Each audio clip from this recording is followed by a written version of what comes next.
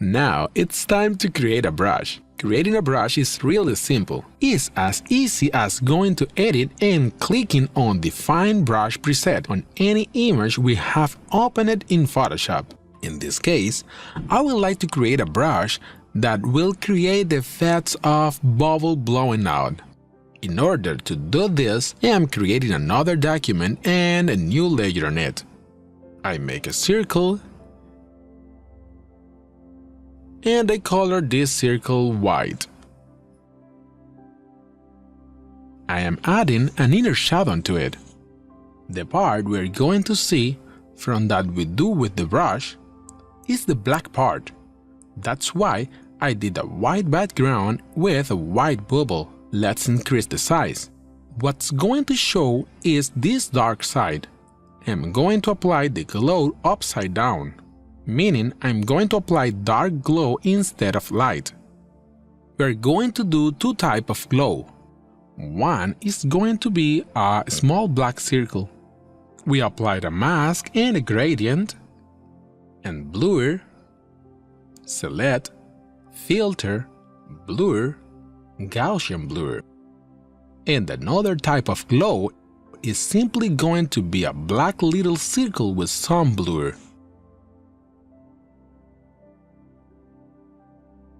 I'm doing this fast because we've already gone through all this in other exercises and don't want to waste time here. I prefer concentrate to showing you how to do the brush. Wherever I want some glow, I can make of these little circles. I am going to enlarge this a little and I'm going to deform it.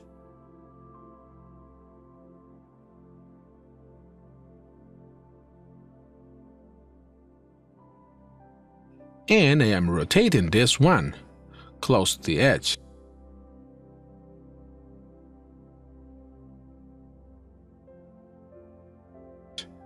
I am picking this one and I am going to duplicate it.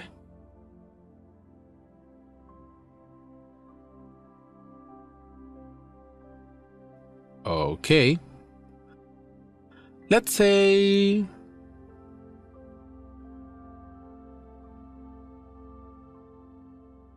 warp. Let's say this is our bubble. Okay.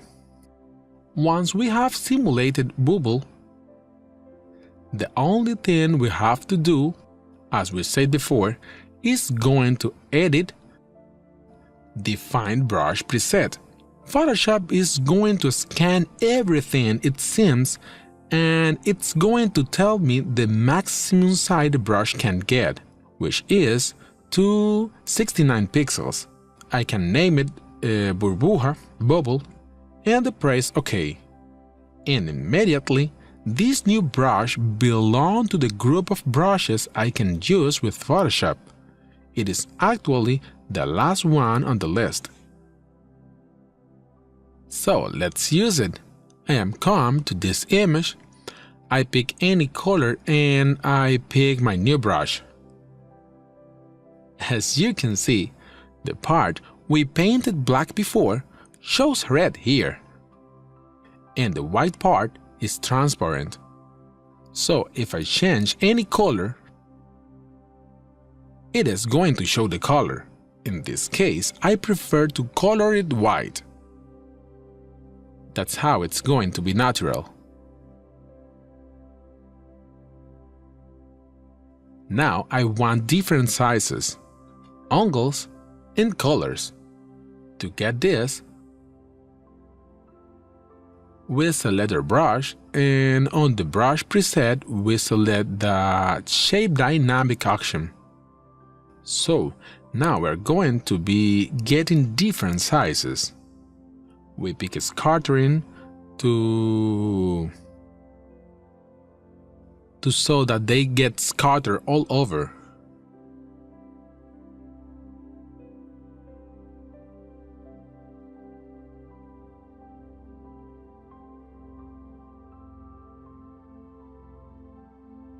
Here on Color Dynamic, we're going to add some hue jitter so that we can get some colored bubbles.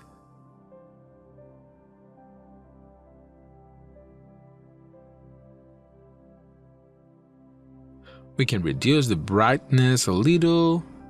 The color I choose are in between red and green.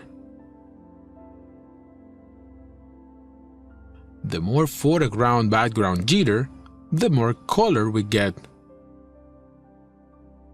I don't want this option. Let's better to pick transfer. Using transfer, some bubble will be transparent and some will have some color. Some will look closer and some looks fuller. I'm now setting transfer on 100%.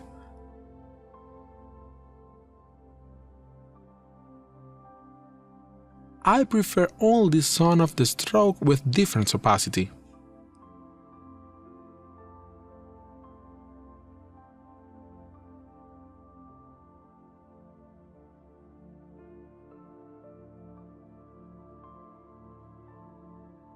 I am creating a new layer so that I can transform the bubbles. Now, instead of clicking, I'm keeping the mouse pressed. I'm going to do single click to place bubbles wherever I want to. On the new layer, I'm going to add even smaller bubble. I am reducing the opacity even more. And there we go.